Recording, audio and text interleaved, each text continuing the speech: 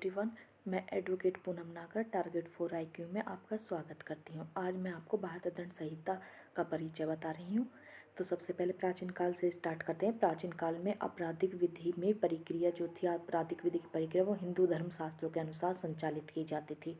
इसके पश्चात मध्यकाल आया। मध्यकाल में मुस्लिमों का शासन भारत में स्थापित हुआ तथा भारत में आपराधिक मामलों में प्रक्रिया मुस्लिम विधि के तहत संचालित की जाने लगी। इसके बाद में मध्यकाल में ही हिंदू विधि द्वारा, हिंदू जो थे वो हिंदू विधि द्वारा तथा मुस्लिम जो थे वो मुस्लिम विधि द्वारा शासित होते थे।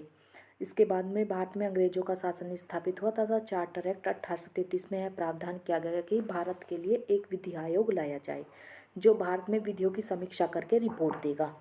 चार्टर की धारा 40 के तहत प्रथम विधि आयोग का गठन किया गया। यह गठन 27 जून 1834 ईस्वी को किया गया तथा इसी दिन इस आयोग के अध्यक्ष लॉर्ड थॉमस वेलिंगटन मैकाले की नियुक्ति की गई।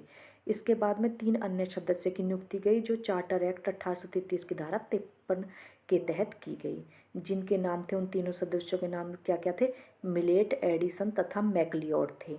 इस आयोग में कोई भी भारतीय सदस्य नहीं था। इस आयोग को IPC के ड्राफ्ट तैयार करने की जिम्मेदारी सौंपी गई तथा 1837 ईस्वी में मैकाले ने ड्राफ्ट तैयार कर अंग्रेजी सरकार को सौंप दिया। इस ड्राफ्ट में मूल रूप से 488 धाराएं थी। तत्पश्चात इसके बाद में अंग्रेजी सरकार ने इस ड्राफ्ट के पुनरीक्षण के लिए एक समिति बनाई जिसमें व्यक्ति जो थे उनमें थे, व्यक्तियों में से Barnes Peacock, Carl Villa, D Elliott, UI मोफिथ, जेम्स विलियम्स, IP आंट थे। इसके बाद में इस समिति के सदस्य पिकॉक ने इस ड्राफ्ट में महत्वपूर्ण भूमिका निभाई।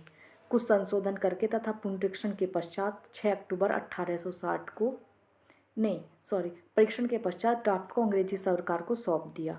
6 अक्टूबर 1860 ईस्वी को भारत के तत्कालीन गवर्नर जनरल की परिषद ने इस विधेयक को पास कर दिया। इसके बाद में 6 अक्टूबर 1860 ईस्वी को भारत के तत्कालीन गवर्नर जनरल जो थे लॉर्ड कैनिंग ने इस विधेयक पर अपने हस्ताक्षर करके अपनी अनुमति प्रदान कर दी तथा इसी तारीख को IPC का निर्माण हुआ। IPC का प्रकाशन बंगाल की कलकत्ता गजट में किया गया तथा IPC का प्रकाशन 3 बार में किया गया क्योंकि ये काफ़ी बड़ी थी, जो कि 13 अक्टूबर, 17 अक्टूबर और 20 अक्टूबर 1860 को किया गया। इसके बाद इसे 1 जनवरी 1862 ईस्वी को लागू कर दिया गया। ये था भारतीय दंड संहिता 1860 का इतिहास। इसके बाद में अब देखते हैं कि अपराध क्या है। अपराध एक ऐसा कार्य है जिसे विधायिका ने प्रतिषिद्ध किया है, अर्थात दंड विधि में जिन कार्यों को करने से मना किया गया है उसे अपराध कहलाते हैं। वे अपराध की परिभाषा जो थी वो विभिन्न विद्वानों ने दी, जिनमें से सबसे महत्वपूर्ण किन की है, कैनी की, पेटन की, ऑस्टिन की, स्टीफन की, ब्लैकस्टोन की और बेंथम की। ये एग्जाम में आती भी हैं। कैनी कहते हैं कि अपराध वह दोष है जिसके लिए अनुशासित दंडात्मक होती है, अर्थात जो सजा होती है वो दंडात्मक होती है। पेटन कहते हैं कि अपराध का सामान्य लक्षण है राज्य द्वारा कार्रवाई को नियंत्रित करना, दंड को क्षमा करना तथा दंड देना। ऑस्टिन कहते हैं कि एक अपकार जिसमें पैरवी क्षतिग्रस्त पक्ष या उसके प्रतिनिधियों के सविवेक पर की जाती है वह व्यवहारिक अपकृत्य है। एक अपकार जिसकी पैरवी शासन या उसके अधीनस्थ व्यक्तियों द्वारा की जाती है वह अपराध है। स्टीफन कहते हैं कि अपराध विधि द्वारा निश्चित तथा समाज के नैतिक मूल्यों के लिए अरुचिकर कार्य है। ब्लैकस्टोन कहते हैं कि सार्वजनिक अधिकार एवं कर्तव्य के अतिक्रमण के रूप में किया गया कार्य अपराध है। बेंथम कहते हैं कि अपराध वह है जिसे विधानांग ने अच्छे या बुरे कारणों से निषिद्ध कर दिया है। अब देखते हैं हम अपराध के आवश्यक तत्व कि अपराध के लिए क्या क्या आवश्यक तत्व हैं। प्रत्येक कार्य, प्रत्येक लोप अपने आप में अपराध नहीं होता है। केवल वही कार्य, वही लोप अपराध होते हैं जिनमें अपराध के तत्व शामिल होते हैं। अपराध के तत्व कौन कौन से? एक व्यक्ति होना चाहिए, दुराशय होना चाहिए, कार्य या फिर लोप होना चाहिए या क्षति होनी चाहिए। अब देखते हैं व्यक्ति को।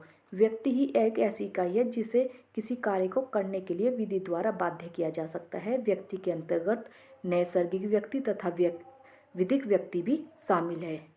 ये IPC के सेक्शन 11 में बताया गया है कि व्यक्ति के अंतर्गत कौन कौन है। दूसरा है दुराशय। दुराशय है व्यक्ति ने जो कार्य किया है वह दुराशा से किया हो। एक्टस नॉन फैसिटेरियम निसी मीन्स सिटरिया। ये जो है कॉक ने कहा है कि कार्य किसी व्यक्ति को दोषी नहीं बनाता जब तक कि उसका मन भी दोषी न हो। कार्य तभी दोषी होगा जब वह दोषी मन से किया गया हो, तब तक उसका कार्य उसे दोषी नहीं बना सकता। अब देखते हैं कार्यलोप। कार्यलोप क्या है? कार्य स्वेच्छा से किया गया है, अर्थात मेरे द्वारा मेरी इच्छा के विरुद्ध किया गया कार्य मेरा कार्य नहीं है। ऐसा लोप या एक्ट विधि द्वारा निषिद्ध होना चाहिए।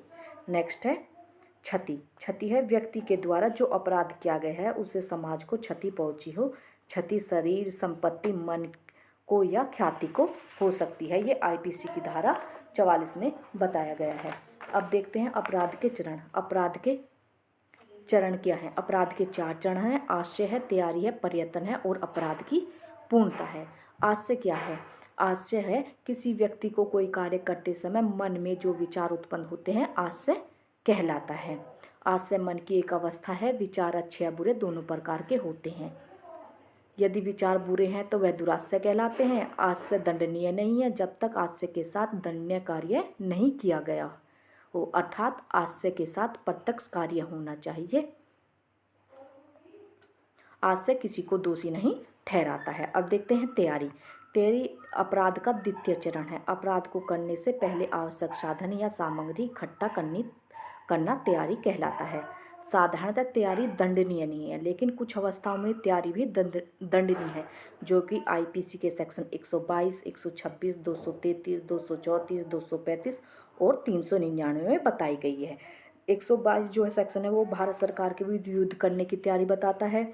126 जो है वो भारत सरकार के साथ शांति का संबंध रखने वाली शक्ति के राज्य क्षेत्र में लूटपाट करने की तैयारी बताता है। 233 है सिक्कों के कूटकरण के लिए उपकरण बनाना या बेचना। 234 है भारतीय सिक्कों के कूटकरण के लिए उपकरण बनाना या बेचना। 235 है सिक्कों के कूटकरण के लिए उपकरण या सामग्री उपयोग में लाने के प्रयोजन से कब्जे में रखना। और 399 है डकैती डालने की तैयारी। उपरोक्त जो ये 6 तैयारी थी, 6 सेक्शन में जो ये दी गई ये तैयारी दंडनीय है, अन्यथा नहीं है। नेक्स्ट चरण है हमारा प्रयत्न। अपराध का तीसरा चरण क्या है? प्रयत्न। जैसे ही तैयारी पूर्ण होती है प्रयत्न शुरू हो जाता है। तैयारी की पूर्णता के बाद अपराध की दशा में उठाया गया वह प्रत्यक्ष कदम जहां चाह कर भी अपराधी अपना विचार न बदल सके प्रयत्न कहलाता है। अगर अपराधी के पास अपने विचार बदलने की संभावना है तो वह लॉक्स पेनेसिया यानी विचार बदलने की संभावना कहलाता है। इसमें रकम्मा का केस वेरी इंपॉर्टेंट है। नेक्स्ट है अपराध की पूर्णता। अपराध की पूर्णता क्या है? यदि प्रयत्न पूर्ण हो जाता है तो वह अपराध होता है, तो वह अपराध नहीं होकर अपराध करने का प्रयत्न मात्र रह जाता है। नेक्स्ट है अपराध के मानसिक तत्व। अपराध के मानसिक तत्व क्या है? चेष्टा, इच्छा, हेतु, आश्चर्य, निर्दोषिता, ज्ञान आदि। ये कभी कभी क्वेश्चन बन जाता है। नेक्स्ट है वैधानिकता के नियम का सिद्धांत, जैसे कि दुराश्रय का सिद्धांत, आत्माभिसंसन का सिद्धांत और दोहरे दंड से संरक्षण। ये जो आईपी आया प्रतिनिधित्व दायित्व का सिद्धांत, ये आईपीसी में जैसे सिद्धांत है उसी तरह से एक सिद्धांत है वैधानिकता का सिद्धांत। और उस वैधानिकता के सिद्धांत के अंतर्गत ये 4 नियम दिए गए हैं। ये 4 नियम कौन कौन से हैं? दांडिक विधि भूतलक्षी नहीं होनी चाहिए। दांडिक विधि की कठोर व्याख्या की जानी चाहिए। दांडिक विधि निश्चित होनी चाहिए और विधि की अधिमान्यता होनी चाहिए। अधिमान्यता का मतलब है भाषा जो है वो सरल होनी चाहिए, आसान होनी चाहिए। मैं आशा करती हूँ कि आपको हमारी वीडियो अच्छी लगी होगी। आप हमारे चैनल को लाइक करें, सब्सक्राइब करें। और अगर आप हमारा PCSJ का UP PCSJ का पेड ग्रुप चला है उसे ज्वाइन करना चाहते हैं तो ऊपर दिए गए नंबर पर मैसेज करें या टेलीग्राम पे मैसेज करें या फिर कॉल करें। धन्यवाद।